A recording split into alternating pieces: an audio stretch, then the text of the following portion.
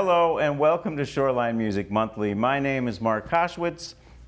This is episode 89 of our series where we bring the talented songwriters of Connecticut to your living room. We're just a few days into fall now, so the shoreline's kind of calming down a little. All the townie concert series are pretty much over. We're right in country fair mode, I guess, right now, but a lot of the farmers markets only have a couple more weeks to go. Outdoor music is gonna just be a thing of the past, but remember, there's still folks be out there playing, they just might be indoors. So take a look at our Facebook page for the weekend guide. You'll be able to find people that you may have seen here. So keep after it even through the winter. It'll warm your heart on a cold winter. But first we'll deal with fall.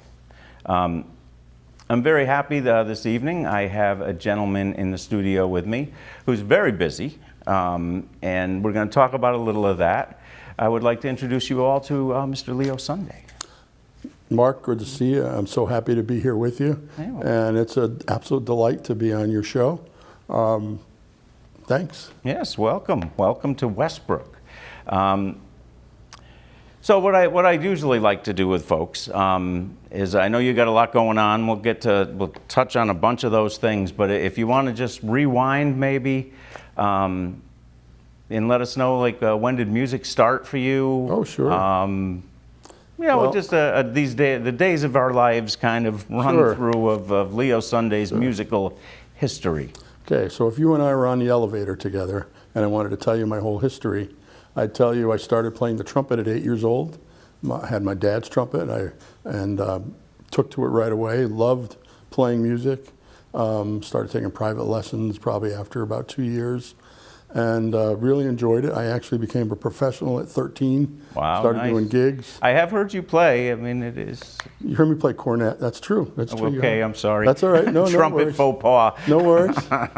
That was really fun there, too. We'll touch on that. By 17, I won a national audition and played at Carnegie Hall and all through Europe the summer of 1977 in a national orchestra. And thought, wow, this is really cool. It's just going to keep getting better. Then I went to music school, Ithaca College, tremendous music school, and found out I was a little fish in a big pond. Oh. And that's okay. It gave me the incentive to work hard. Had some great instruction and really good people there. I learned that I loved being a jack of all trades. I learned vocal music, and I started doing a lot of singing at that point. Then left there to become a teacher. And I taught for a couple of years and really thought that music teaching was going to be my career and playing professionally. Oh, so you were teaching I started music. My career as a high school music teacher, band and choir. And then at 23 years old, Dad got sick and asked me to come into the family business, which I did. And I worked for the family business for about 10 years. Still played music at church and played my trumpet when I could. But for 10 years, I was selling manhole pumps and heaters and ventilators throughout the United States and eventually into Europe as well.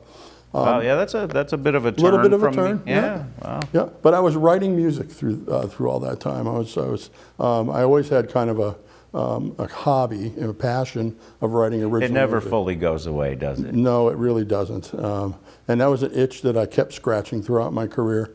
10 years in, I'm about 32 years old, had to make the decision, do I want to take over the family business or go back into what I really loved, which was music, and I made that hard choice. And first I started my own music school, then I eventually went back to public school education, all the time playing more and more. I played with all the local symphonies, the Waterbury Symphony and New Britain Symphony, Wallingford.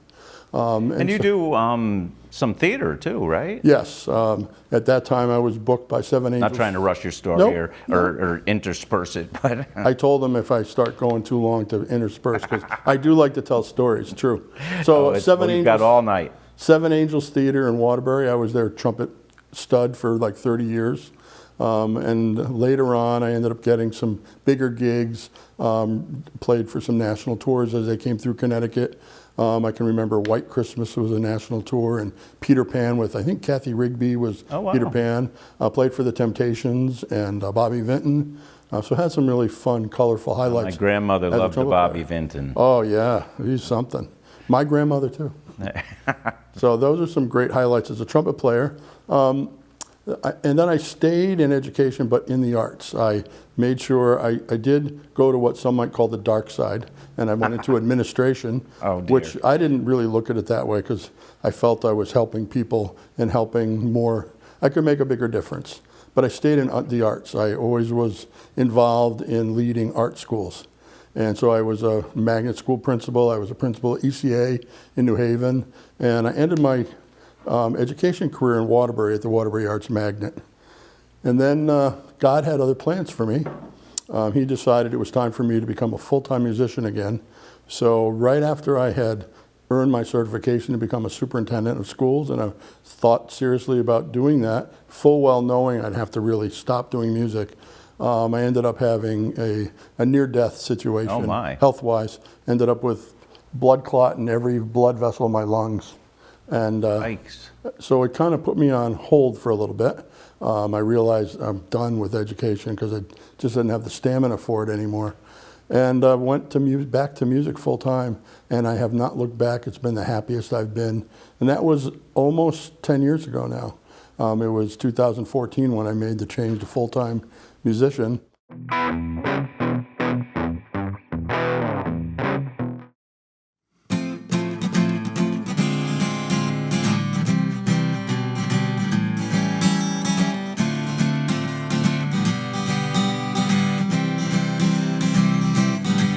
I'm a blue-collar Joe, a hard-working man. Up before dawn to bed when I can. I eat in my truck, I sleep there sometime. On stage each night, I tell stories and rhyme. Lay down a chord, a lyric or two, a twist of a phrase, a laugh or I'm through. On an old man's journey, a white-bearded troubadour. I'm 24, a hell of a lot more. Just live for today and let me with be. I follow the wind and I live hard and free. Well, I ain't no somebody, but that ain't everything blue. Been down old country roads, had my fire lit. Come on now, baby, light that fire. Been called the space cowboy and mostly full of, well, it rhymes with it. A nomad in my soul, seeking gold from a pirate hole. Playing for agent hordes yet to have their big dreams to hold. I see daylight dim as twilight settling in. Too old to change, too dumb to learn again. And I've tried to tell you my story. You might learn what there is to lose. Just remember, you ain't no somebody, but that ain't everything lose. Well, this is the part where I talk to you some. Yep, it's okay not to be somebody, the richest or the poorest or the most popular. How about if we could just be kind to one another, listen to one another, care for each other? That'd make you somebody in my book. I see daylight dim as twilight setting in. Too old to change, too dumb to learn again. And I've tried to tell you my story. You might learn what there is to lose. Just remember, you ain't no somebody, but that ain't everything blues. No, no, you ain't, yeah. You ain't no somebody, but that ain't everything blues.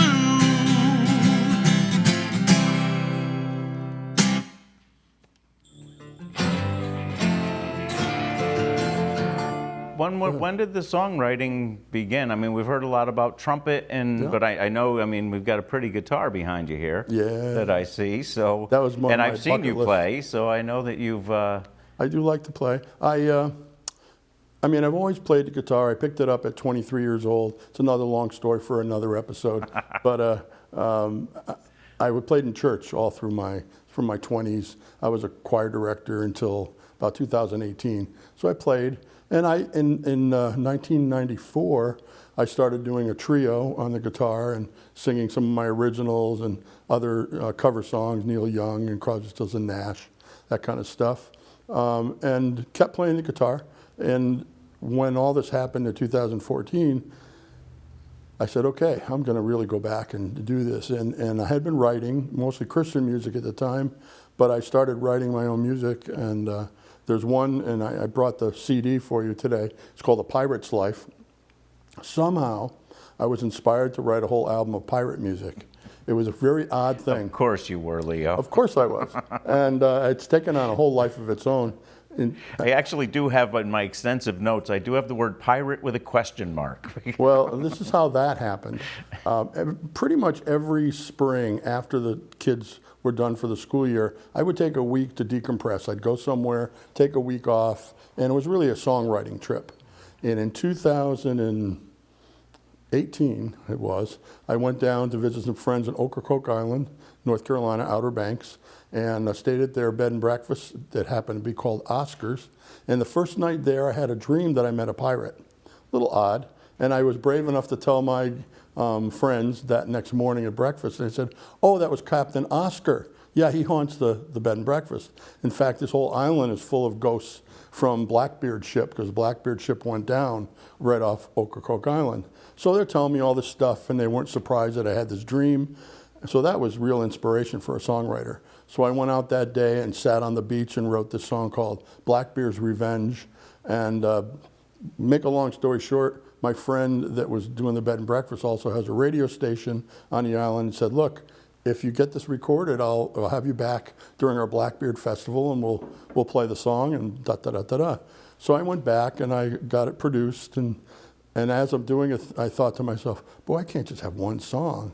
And need an album. A couple weeks later, it was 12, and they just kind of came out of me really quick. So we had this first album called A Pirate's Life. And then I went out to, if you're going to have all these songs, you may as well put a band together. So we put an 8-piece band together, then it was a 9-piece band. And we started doing gigs around Connecticut, and we were starting to book tours right in 2020. Oh, dear. And in 2020, we all know what happened. So that kind of put that a little bit on hold. Since then, a lot more writing has taken place. They were my first 12 songs of this kind of era. I've written about 150 songs since 2018. Wow. And I've got 5-6 album projects. This was the only one I've turned into a CD.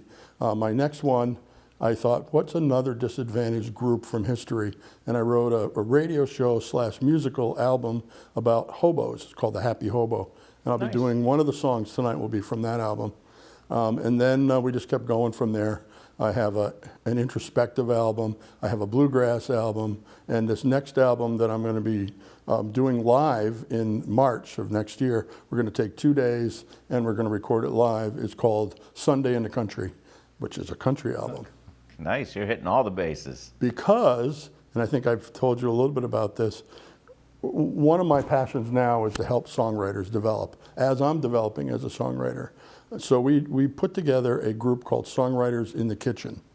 And it started with us just doing something with original music at a restaurant in Prospect called The Kitchen. And then we came up with the name Songwriters in the Kitchen. And now it's taken on a life of its own as well. And we have monthly meetings of all songwriters, and we model ourselves after a Nashville listening room. And so 4 to 6 songwriters will do a round, and then we'll have an open mic also, all original music. So that's kind of exciting, and we're actually looking to expand that now on the Shoreline. We've been talking to a restaurant in the Niantic area. I can't give you the details yet, but we're pretty close to that. Good luck with that. So we're excited about that. So part of that, and during the pandemic and after the pandemic, I was taking trips down to Nashville to understand how I could develop myself as a songwriter, build my network, and try to get my music sold, and in the hands and cut by artists. So part of that now is I'm guiding trips down there. We go right now on a bi-monthly basis. We go every 2 months, and we just 3 of us. There'll be 3 songwriters, and we'll go down to Nashville. We'll go to open rounds and writers rounds. We'll go to our studio. We'll do co-write sessions with local songwriters down in Nashville. We'll hit the Broadway scene and look at all the fun places down in the Main Street in Nashville, but mostly just to get ourselves out there and learn about the business. This last trip that we took a few weeks ago, we went to BMI and talked about, how do we, what's the value in a performance rights organization, learn about copyright law, things like that. Went to a couple industry meetings, learning all about Nashville. And that's a real exciting and a passion of mine now. Good. Is to take these trips. We have our next trip in November. I think we leave November 8th. We leave from my town in Cheshire. We drive about all night the first day and get there the next day and have 4 days. I rent an Airbnb down there so people have a comfortable place to stay, and it's a lot of fun. Good, you can learn a lot in Nashville. You really can. You really can.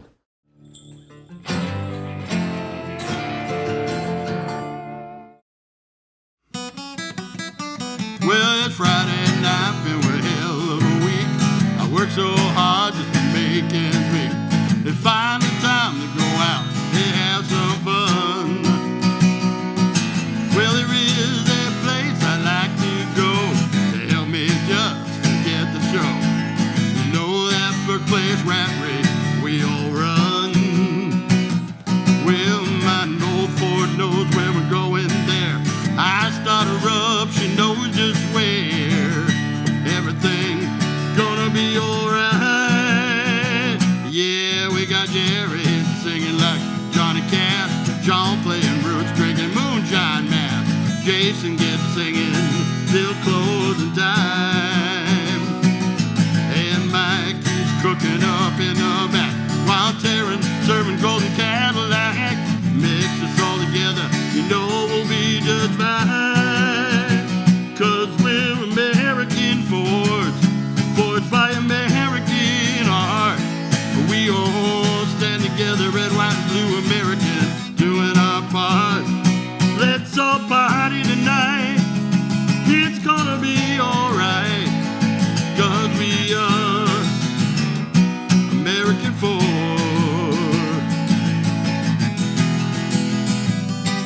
Well, Toby got it right when he sang, I love this bar. A place where you are welcome, I love who you are. And I wouldn't trade a minute of the time that I got left just hanging with my crazy friends. You know you are the best, 'cause we're American Fords, forged by American art. We all stand together, red, white, and blue, America, doing our part. Let's all party tonight, it's gonna be alright. 'Cause we are American Fords. A place that honors veterans and always helps the poor. Giving is just a way of life, check your ego at the door. American Fords, oh, American Fords.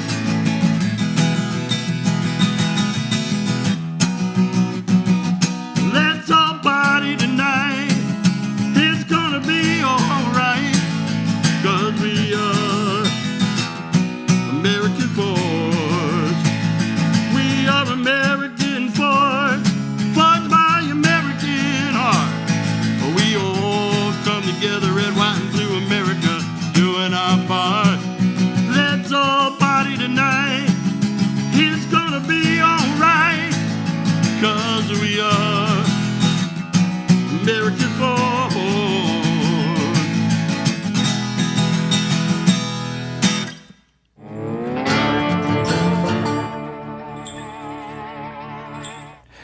Hello, I am back with Leo Sunday, and he has agreed to play From the Hip with me. So, just some random questions, usually about music and food, that don't require too, they're just kind of hit and bang and boom. Okay. How many instruments do you play? Whew, almost all of them. I mean, I play the trumpet. When I went to Ithaca College, we studied every instrument, so flute, clarinet, bassoon, saxophone, drums, piano, violin. I learned all of those. And then as a guitar player, I kind of play the bass, I kind of play the mandolin, I kind of play the ukulele. So, so I play quite a few There's instruments. fewer you don't play than do. Yeah, I play, and I would professionally, I play the trumpet, I play the guitar, I play keyboards, I have played bass. I wouldn't call myself a professional bass player, but. Okay. We're heading now into the fall. Yes. Which one of my favorite things to do is to pick apples. Oh. Nice. Because we have orchards abundantly about. Do you have a favorite apple? Well, yes and no. I have a favorite apple-like fruit, and that's the Asian pear at Lyman Orchards. Okay. They're only available for like 2 weeks in August, and we got them this year. Did you get them? All right. They're so good. I don't think I've ever heard of those. Oh, well, next year I'll get you some. They're Okay. unbelievable. Do you remember the very first music that you purchased using your own money? No, but I remember the first album I stole as like a 4 or 5-year-old. I stole Flubber at a store. I brought it home and said, "Look, Mommy, look what I got." My dad came home that Friday. He had traveled for a living, took me to the state police barracks, locked me up in the state police barracks. Scared straight. I remember it very well. Oh, my goodness. But the first album, I don't think it was with my money either, but the Monkees. They were our big band when I was a kid. Absolutely. On the fall theme again, what do you do with pumpkins? Are you a jack-o'-lantern person, a pumpkin spice person? It's funny. I never really was that into it, but my kids somehow got so into carving, and they got really good at it. So when they were middle school, high school age, we really got serious about it. We'd get them every year, and they would have a practice pumpkin and then their serious pumpkin. I mean, they were pretty So the actual, like the pictures, that kind of thing? Oh yeah, all kinds of stuff they would do in there. Yeah, they were pretty impressive. Me, no. If I can have 3 teeth in a pumpkin, that would be pretty cool. Yeah, me too. I always carve one, but they're never very artistic. They're a little scary, yeah. All right. Cannolis. Do we like cannolis? Lucibellos. Okay. You even got a spot for us. Oh, of course. Very nice. All right. Your favorite trumpet player? Louis Armstrong. Okay. That's a safe bet, right?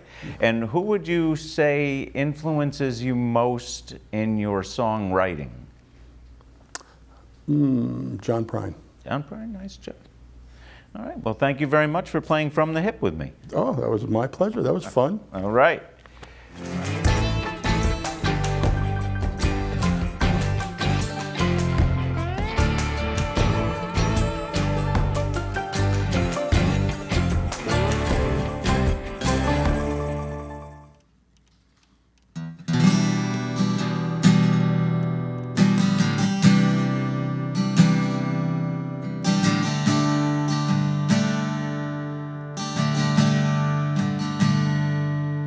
Your fire's biting at my fears, and it shows.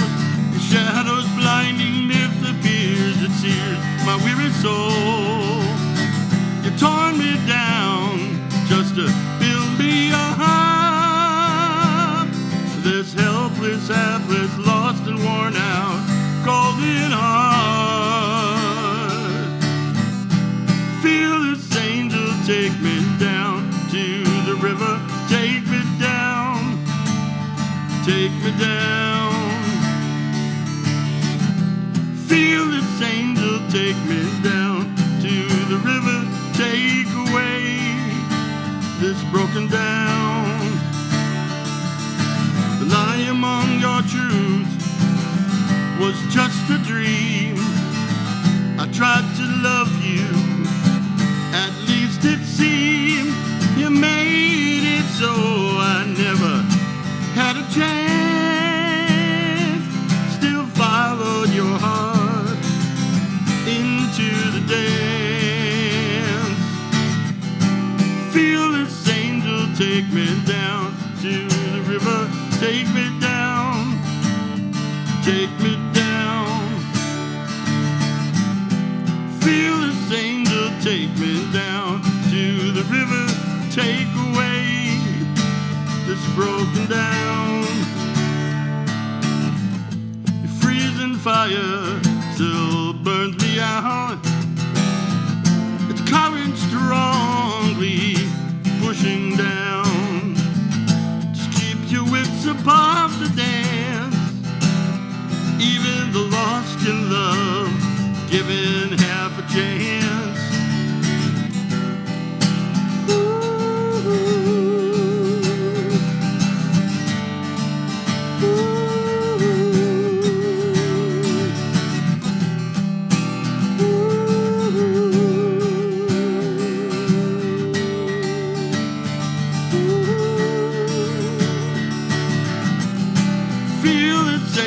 Take me down to the river, take me down, take me down. Feel this angel take me down to the river, take away this broken down. Feel this angel take me down to the river, take me down, take me down. Feel this angel take me down to the river, take away this broken down.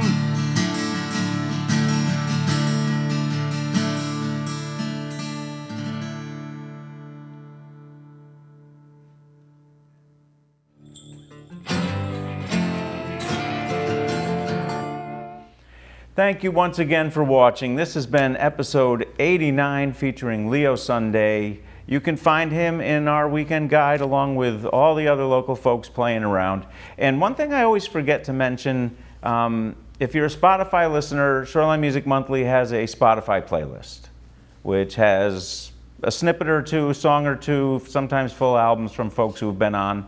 So look it up if that's a thing you do. And we will see you next month. We'll be going for episode 90. Ooh, wow. Who thought that would happen? We'll see you next month.